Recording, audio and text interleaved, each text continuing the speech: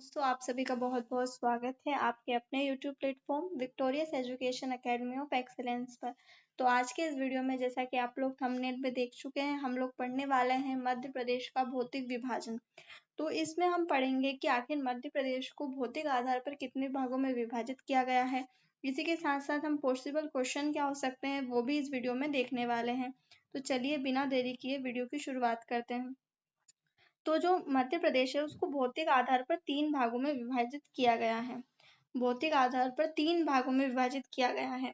पहला है मध्य उच्च प्रदेश, दूसरा है सतपुड़ा श्रेणी, तीसरा है पूर्वी पठार।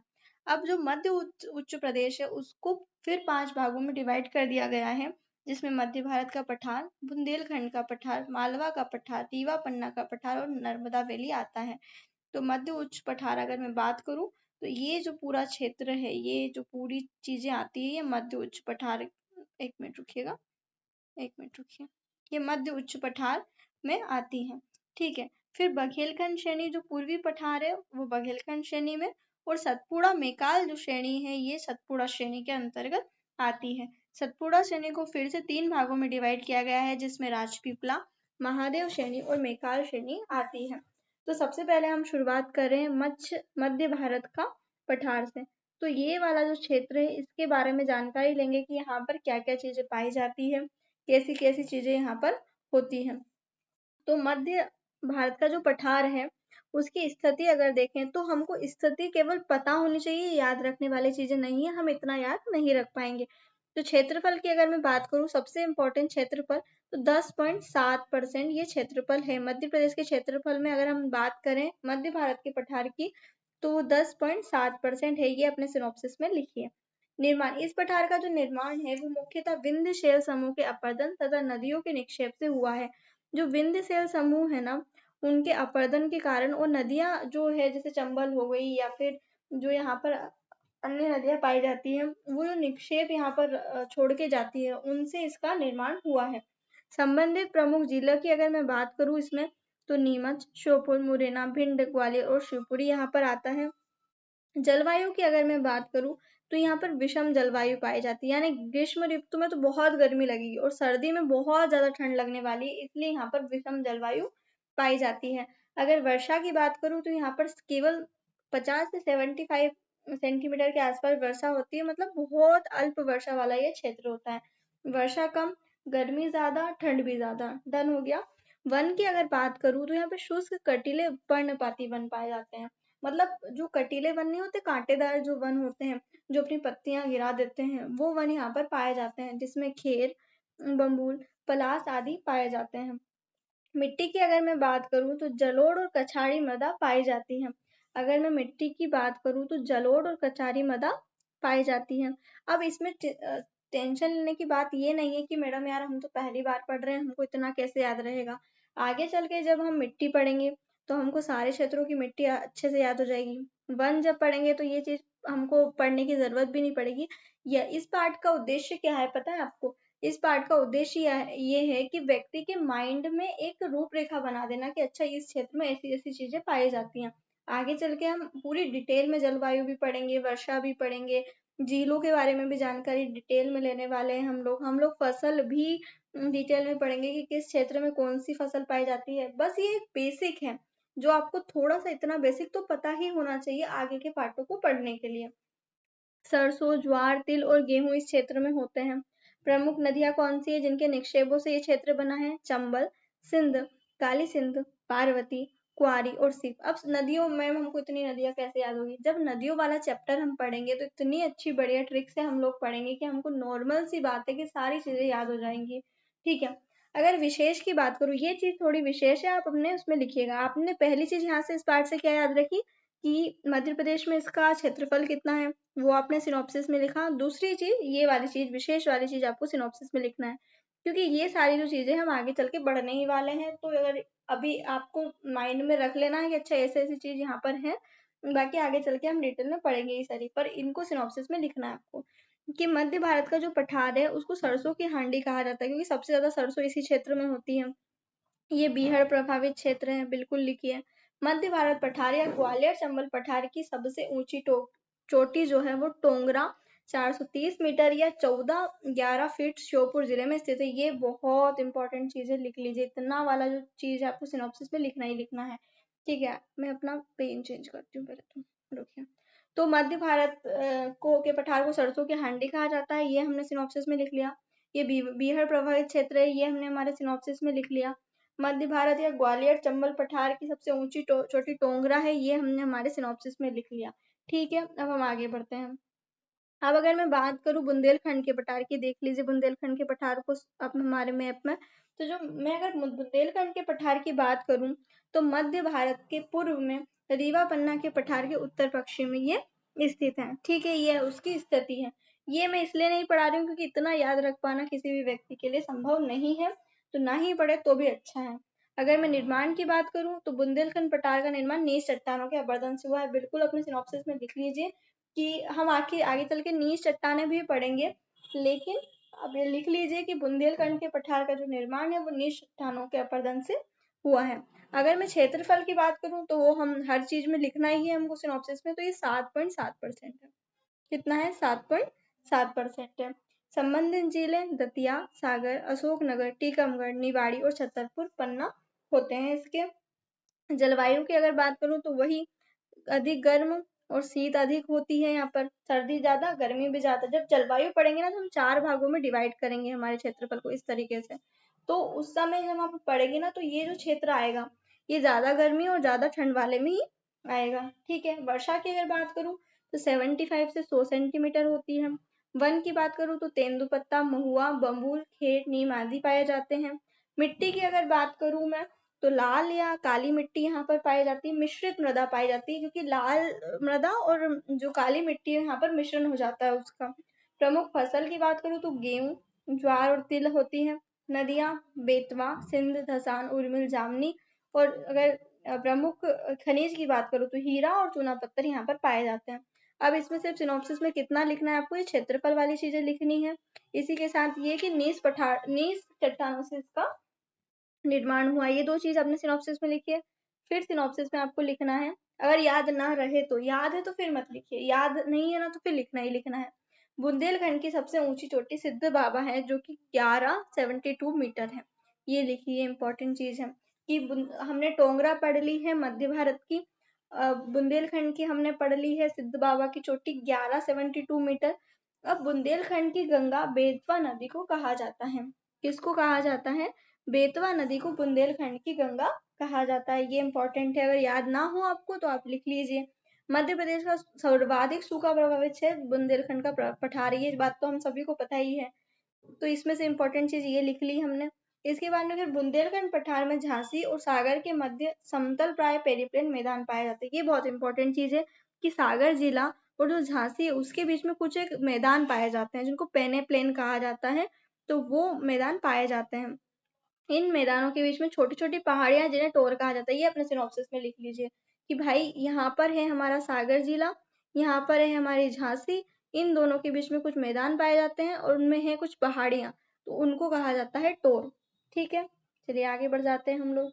मालवा के पठार की अगर मैं बात करूं तो मालवा का पठार जो है वो मध्य प्रदेश के पश्चिमी भाग में स्थित है। ये हम मैप में देखेंगे तो ये हमारा मध्य भारत का पठार है। मध्य प्रदेश के कुल क्षेत्रफल का 28% भाग लिखिए सिनॉप्सिस में। ये हमको इस पार्ट से याद करना ही है कि 7.7 ये है।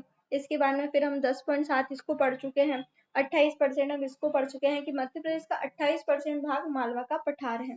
दक्कन ट्रैप की लावा और बेसाल्ट चट्टानों के टूटने से इसका निर्माण हुआ है। जो दक्कन ट्रैप है ना, जब हम चट्टाने पढ़ेंगे तो हम ये पढ़ेंगे कि ये वाला जो क्षेत्र है यहाँ पे दक्कन की जो है ट्रेप हुआ था, उसका लावा और बेसाल्ट जब निकला तो उस समय इस क्षेत्र का निर्माण हुआ है।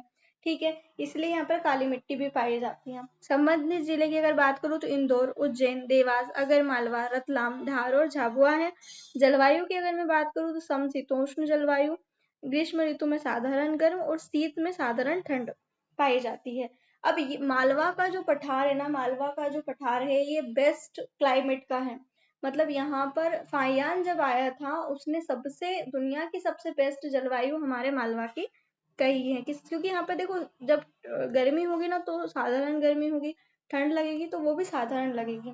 ठीक है। अब वर्षा की बात करें तो 75 से 125 सेंटीमीटर वर्षा भी अच्छी हो रही है। वन, शुष्क पर्णपाती वन जिसमें बबूल, पलास, तेंदुपत्ता आदि आते हैं।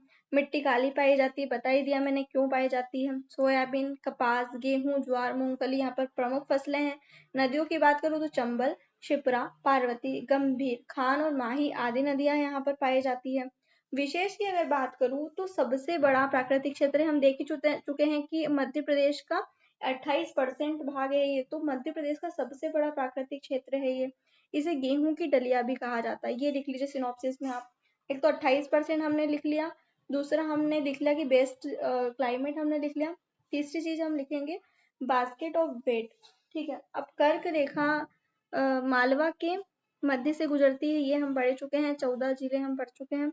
मालवा के पठार की सबसे ऊंची चोटी सिगार चोटी है, जो कि 881 मीटर, और अन्य चोटी जाना पाव 854 मीटर, धजारी 810 मीटर है। ये तीनों जो मतलब चोटियां हैं ये हमारे इंदौर में स्थित हैं। चीनी यात्री फाहियान ने मालवा की जलवायु को सर्वश्रेष्ठ कहा है। सिनॉप्सिस में क्या क्या चीजें लिखनी है हम लोगों को? 28% भाग है ये। दूसरी हमने जो है जलवायु पढ़ लिया कि यहाँ पे सम जलवायु पाई जाती है, समशीतोष्ण जलवायु पाई जाती है।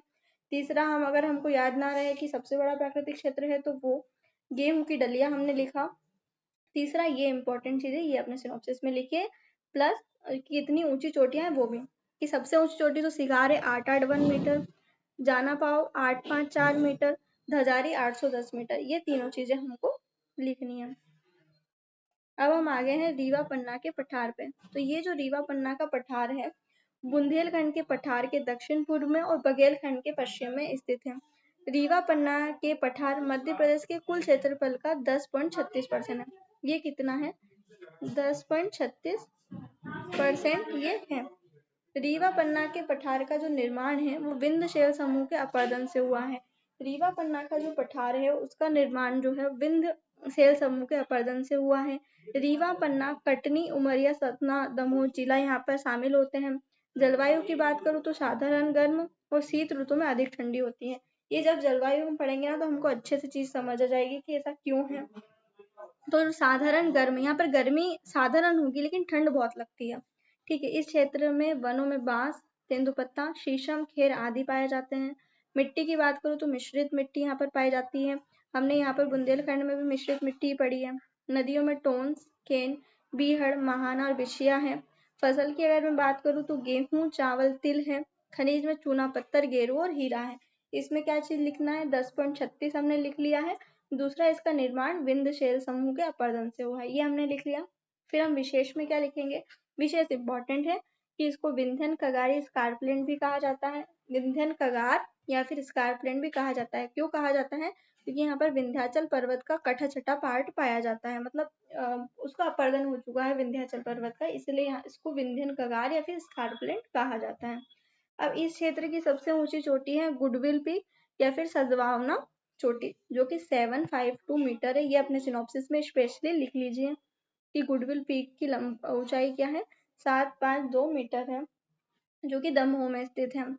मध्य प्रदेश में जवारा गुंबद दमोह जिले में रीवा पन्ना पठार के अंतर्गत स्थित है। जो जवेरा गुंबद है ना, वो दमोह जिले में ही स्थित है। अब हम आते हैं नर्मदा घाटी पर। तो नर्मदा घाटी देख लीजिए एक बार आप मैप में, ये हमारी प्यारी सी नर्मदा घाटी है। सबसे निचला भाग है ये हमारे मध्य प्रदेश का। मालवा तथा रीवा पन्ना के पठार के दक्षिण में और तथा सतपुड़ा श्रेणी के उत्तर में अवस्थित है। क्षेत्रफल, राज्य के कुल क्षेत्रफल का 26% यहाँ पर पाया जाता है। जीवन, इस घाटी का निर्माण पश्चिम में दक्कन ट्रेप की चट्टानों से, पूर्व में धारपड़ और विंध्यकर्म की चट्टानों से होता है। ये दोनों चीज अपने सिनॉप्सिस में लिख लीजिए। इस पार्ट से इम्पोर्टेंट ही अपने को यही लग रहा है कि भाई कितना क्षेत्रफल मध्य प्रदेश का ये है और इसका निर्माण कैसे हो रहा है, क्योंकि बाकी सारी चीजें आगे चलकर हम पढ़ने ही वाले हैं और वो भी अच्छे से पढ़ने वाले हैं, तो वहां पर ही हम उसको सिनॉप्सिस में लिखेंगे। 1 मिनट रुकिएगा। ठीक है। संबंधित प्रमुख जिले की बात करूं तो यहाँ पर जबलपुर, नरसिंहपुर, होशंगाबाद, हरदा, सीहोर और रायसेन जिले आते हैं। जलवायु की अगर मैं बात करूं तो ग्रीष्म ऋतु में ये अधिक गर्म रहता है और शीत ऋतु में यहाँ पर साधारण ठंड होती है। अब देखो, हमने क्या पढ़ा था यहाँ पर, इस क्षेत्र में हमने क्या पढ़ा था कि यहाँ पर जो है सर्दी ज्यादा लगती है लेकिन गर्मी साधारण होती है। ठीक, सॉरी सॉरी, सर्दी जो है ज्यादा लगती है और गर्मी साधारण रहती है, लेकिन यहाँ पर उल्टा है कि गर्मी अधिक लगेगी और जो सर्दी है वो साधारण रहेगी। तो ये दोनों क्षेत्र एक दूसरे के उल्टे होते हैं, ठीक है। ये भी हम जलवायु जब पढ़ेंगे तो उसका कारण भी हम लोग पढ़ेंगे। वर्षा, वर्षा पश्चिम से पूर्व की ओर जाने पर क्रमशः बढ़ती है। जब हम पश्चिम से पूर्व की ओर जाते हैं, पश्चिम से पूर्व की ओर जाते हैं तो क्रमशः वर्षा बढ़ती है, क्योंकि ये वाला जो क्षेत्र है, ये वाला जो क्षेत्र है, यहाँ से वर्षा ज्यादा होती है और इस तरह से जाते जाते वो कम होती जाती है, ठीक है। औसत वर्षा की बात करूँ तो 75 से 125 सेंटीमीटर है। नदियों की बात करें तो नर्मदा, तवा, हिरन, शेर, हथिनी, शक्कर, दूधी, तो जो नर्मदा है और उसकी सहायक नदियां ही इसमें नदियों में रहेगी। तो नदियां जब हम पढ़ेंगे तो उसमें ये भी क्लेरिफाई हो जाएगा। वन की बात करें तो सागौन, साल, तेंदुपत्ता, बांस आदि पाए जाते हैं। मिट्टी की अगर बात करें तो काली मिट्टी और पूर्वी क्षेत्र में लाल मिट्टी पाई जाती है। फसल की अगर मैं बात करूं तो कपास, मूंगफली, मध्य क्षेत्र में गेहूं एवं पूर्वी क्षेत्र में चावल का उत्पादन होता है। ये हम पढ़ चुके हैं। कपास और मूंगफली इस क्षेत्र में सबसे ज्यादा पाया जाता है और जो गेहूं है और चावल है उसका उत्पादन भी यहाँ पर होता है। खनिज में चूना पत्थर, संगमरमर और चीनी मिट्टी पाई जाती है, ठीक है। अब ये सारी चीजें सिनॉप्सिस में अभी नहीं लिखना है, क्योंकि आगे चल के हम ये सारी चीजें डिटेल में पढ़ने वाले हैं। बस हमको एक बार माइंड में बेसिक पढ़ना है कि कौन से क्षेत्र में कैसी चीजें पाई जा रही हैं। नर्मदा घाटी क्षेत्र को कृषि अर्थव्यवस्था की रीढ़ की हड्डी कहा जाता है, सिनॉप्सिस में लिख लीजिए अपने। ये मध्य प्रदेश का सबसे निचला प्राकृतिक विभाग है, ये हम पढ़ चुके हैं अच्छे से, ठीक है।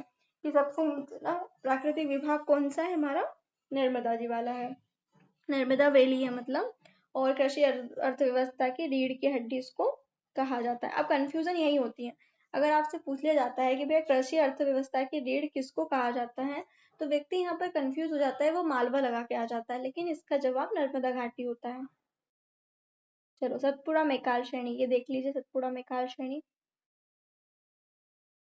ये 3 भागों में विभाजित है, राजपीपला, महादेव और मैकाल श्रेणी, ठीक है। गुजरात और मध्य प्रदेश में राजपीपला पाई जाती है, मध्य प्रदेश और महाराष्ट्र में महादेव और मध्य प्रदेश और छत्तीसगढ़ में मैकाल। ये इस तरीके से विभाजित है, ऐसे 1, 2 एंड 3, ठीक है।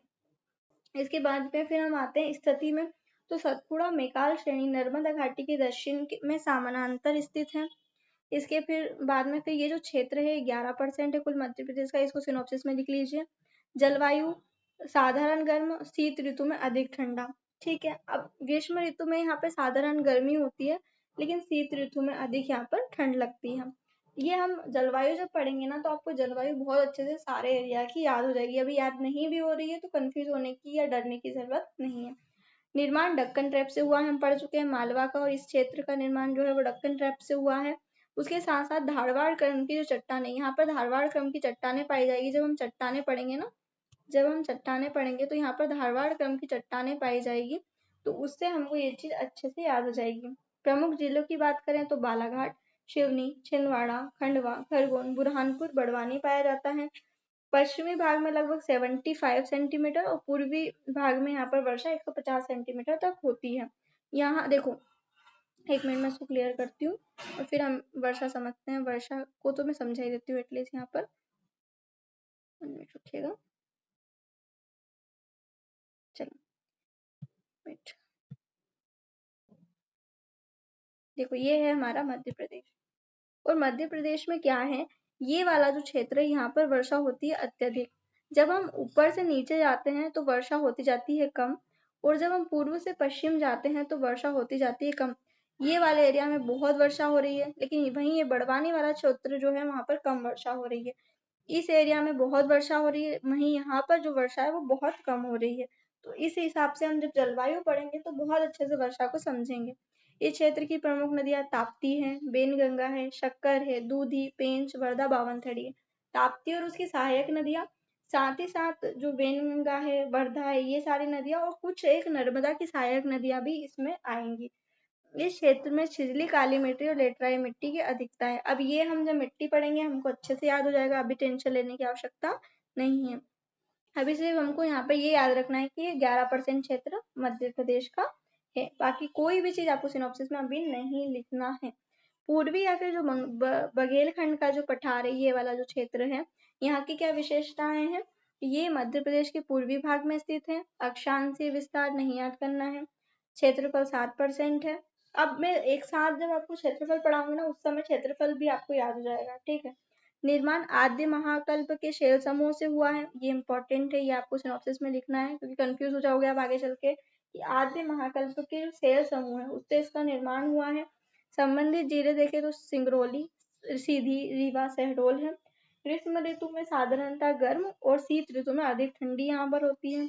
जलवायु पढ़ेंगे तब अच्छे से याद हो जाएगा, टेंशन लेने की आवश्यकता नहीं है। सोन, जोहिला, बनास, गोपत नदियां हैं। लाल पीली मिट्टी यहाँ पर पाई जाती है। देखो, सिनॉप्सिस ऐसे बन सकता है, आपको इस तरीके से भी बना सकते हो आप कि मालवा का जो पठार है वो 28% है। मध्य भारत का पठार 10.7 याद रख लो आप, 10.68 ये नहीं याद रह रहा है तो 10.7 भी याद रख सकते हो। बुंदेलखंड 7.7, रीवा पन्ना 10.36, नर्मदा घाटी 26%, सतपुड़ा 11% और जो है हमारा बघेलखंड को 7% है, ठीक है। अब यहाँ पर पूरा सिनॉप्सिस दे रखा है उन्होंने, पूरा इस तरीके से सिनॉप्सिस बन सकता है। मिट्टी की अगर आप देखें तो काली मिट्टी, जलोढ़ या कछारी मिट्टी, बुंदेलखंड में मिश्रित, रीवा पन्ना में मिश्रित, नर्मदा घाटी में जलोढ़ या गहरी काली, सतपुड़ा में लेटराइट, छिछली काली मिट्टी और लाल मिट्टी बघेलखंड में पाई जाती है। याद नहीं रह रहा है कोई दिक्कत नहीं है, आगे चल के बहुत अच्छे से याद होने वाला है। फसल सोयाबीन होता है मालवा में, सरसों मध्य भारत में, गेहूं तिल बुंदेलखंड में, गेहूं चावल रीवा पन्ना में, गेहूं दलहन गन्ना नर्मदा घाटी में, मक्का सतपुड़ा में और बघेलखंड में चावल होता है, ठीक है। जो मुख्य नदियां हैं वो भी हम लोगों को याद है, सारी हम पढ़ चुके हैं। इसी के साथ साथ जो ये विशेष है, देखो 2 बॉक्स आपको भी याद रखना है, ये वाला और ये वाला, बस इसके बाद में इसके अलावा कोई भी इस पार्ट में इंपॉर्टेंट चीज नहीं है, क्योंकि आगे चलकर हम पढ़ेंगे इसे। कि मालवा पठार की सबसे ऊंची चोटी सिगार है। सरसों की हांडी मध्य भारत को कहा जाता है। बुंदेलखंड पठार की सबसे ऊंची चोटी सिद्ध बाबा है। हम जो कि सिनॉप्सिस में ऊपर लिख ही चुके हैं सारी चीजें, तो हमको टेंशन करने की जरूरत है ही नहीं। जवेरा गुंबद जो है दमोह जिले में रीवा पन्ना पठार के अंतर्गत स्थित है। सबसे निचला प्राकृतिक स्थल जो है नर्मदा घाटी है। मध्य प्रदेश की सबसे ऊंची चोटी धूपगढ़ स्थित है और प्रदेश का सबसे छोटा प्राकृतिक भाग जो है वो बघेलखंड का पठार है, कि सिर्फ ये 7% है। याद हो गया सब चीजें।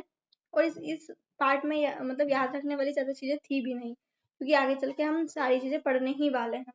प्रदेश शब्द की उत्पत्ति लेटिन भाषा के रीजियो से हुआ है, क्योंकि प्रदेश को रीजन कहा जाता है इंग्लिश में, और लेटिन भाषा के रीजियो से इसकी उत्पत्ति हुई है। भारत के प्रादेशिक विभाजन के प्रयत्न में कई विद्वानों का योगदान रहा है, लेकिन डडले स्टेम और R.L. सिंह का विशेष योगदान है। जो प्रादेशिक विभाजन भारत का हुआ था ना, मध्य प्रदेश का नहीं, भारत का, तो उस समय डडले स्टैम्प और R.L. सिंह ने बहुत महत्वपूर्ण योगदान दिया था। चंबल का उप आंध्र प्रदेश को सामान्यतः मध्य भारत का पठार भी कहा जाता है। कैसे याद कर लो, मध्य भारत के पठार को चंबल का उप आंध्र प्रदेश भी कहा जाता है। मध्य भारत पठार के पश्चिम की ओर बूंदी और करौली पहाड़ियां या अरावली श्रेणी इस प्रदेश की सीमा बनाती है। मतलब ये जो मध्य भारत का पठार है हमारा, उसके पश्चिम की ओर जो पश्चिम क्षेत्र है उसमें बूंदी और करौली की जो पहाड़ियां हैं या फिर अरावली की जो श्रेणियां हैं वो इसकी सीमा बना रही है। ये हमको पता ही है कि अरावली पर्वत वहीं से निकल रहा है। पश्चिमी सतपुड़ा और झाबुआ क्षेत्र के संपूर्ण प्रदेश में सूखे मानसूनी वन मिलते हैं। जो पश्चिमी सतपुड़ा है और झाबुआ क्षेत्र है उसके संपूर्ण प्रदेश में सूखे मानसूनी वन मिलते हैं। बघेलखंड में स्थित देवगढ़ का जो पठार है या फिर सरगुजा छत्तीसगढ़ में जो देवगढ़ का पठार है, सोन या महानदी का जल द्विभाजक है। सिनॉप्सिस में लिख लीजिए, बहुत इंपॉर्टेंट चीज है ये, बहुत ही इंपॉर्टेंट चीज है। इससे प्रश्न आते हैं हमारे परीक्षा में कि भाई जो है ऐसा कौन सा पठार है जो मतलब सोन और महानदी का जल द्विभाजक है, तो वो देवगढ़ का पठार है।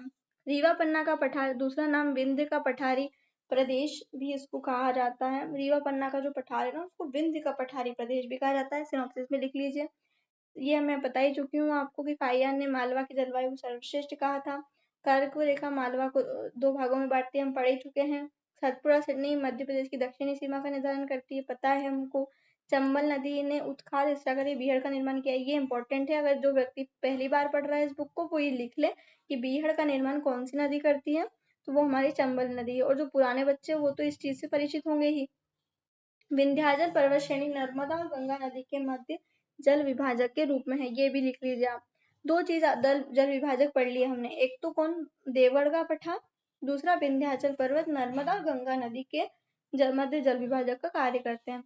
पन्ना के हीरे की खानें बिजावर श्रेणी के अंतर्गत आते हैं। ये आगे चल के हम पढ़ेंगे ही सारी जब हम चट्टाने पढ़ेंगे, लेकिन आप फिर भी एक बार इसको सिनॉप्सिस में लिख लीजिए कि पन्ना के जो हीरे की खान है वो बिजावर श्रेणी के अंतर्गत आती है। गुडविल पीक या जो कालूमार चोटी है वो दमोह जिले में स्थित है, इसे सद्भावना शिखर भी कहा जाता है। विंध्यन पर्वत श्रेणी राजस्थान मध्य प्रदेश से लेकर पूर्व में सासाराम बिहार तक फैली हुई है। प्रदेश में आर्कियन युग की चट्टानों से संगमरमर प्राप्त किया जाता था। जो आर्कियन युग की चट्टान है ना, उसे संगमरमर प्राप्त किया जाता है। अभी हम जब चट्टाने पढ़ेंगे तो ये चीज वापस से वहां आएगी, तो आप फिर भी सिनॉप्सिस में अपना लिख लीजिए कि आर्कियन युग की चट्टानों से संगमरमर प्राप्त किया जाता है। ये क्वेश्चन बन सकता है कि संगमरमर किन चट्टानों से प्राप्त किया जाता है, तो वो आर्कियन युग की चट्टानों से प्राप्त किया जाता है। पन्ना जिले की जो भोगन नदी है उससे हीरे प्राप्त होते हैं, लिखिए सिनॉप्सिस में लिखिए। बहुत इंपॉर्टेंट चीज है कि कौन सी नदी से हीरे प्राप्त होते हैं, तो भोगन नदी से हीरे प्राप्त होते हैं।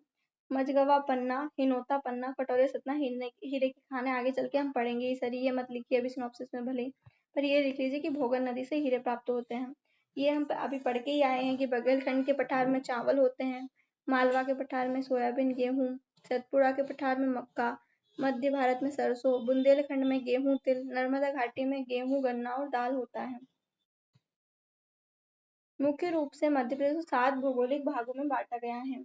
मालवा का पठारी प्रदेश, विंध्य का पठारी प्रदेश, बुंदेलखंड प्रदेश, चंबल का उप आंध्र प्रदेश, नर्मदा सोन घाटी, सतपुड़ा मैकाल प्रदेश और बघेलखंड का प्रदेश। ये जो है ये 7 भौगोलिक भागों में मध्य प्रदेश को बांटा गया है। ठीक है, चलिए आगे बढ़ते हैं। ये इससे भी इतना याद कर लीजिए कि जो भौगोलिक आधार है उसके उसमें मध्य प्रदेश को 7 भागों में बांटा गया है।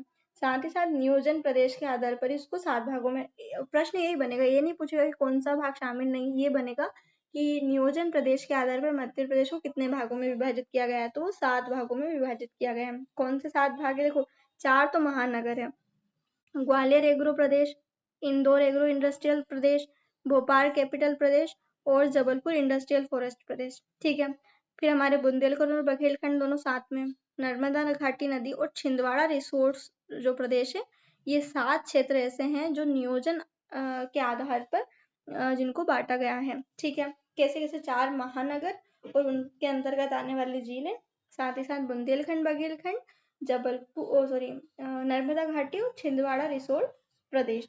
ठीक है, चलिए ये हमारा ये वाला जो टॉपिक है ये कंप्लीट होता है। आई होप आपको चीजें समझ आई होंगी। इस जो ये एक ऐसा चैप्टर है जहाँ पर हमको बहुत ज्यादा चीजें नहीं थी सीखने को, कम ही चीजें थी, लेकिन आपने जो है कौन सा क्षेत्र मध्य प्रदेश का कितना भाग है वो लिखना है आपको, विशेष क्षेत्र सिनॉप्सिस में लिखिए।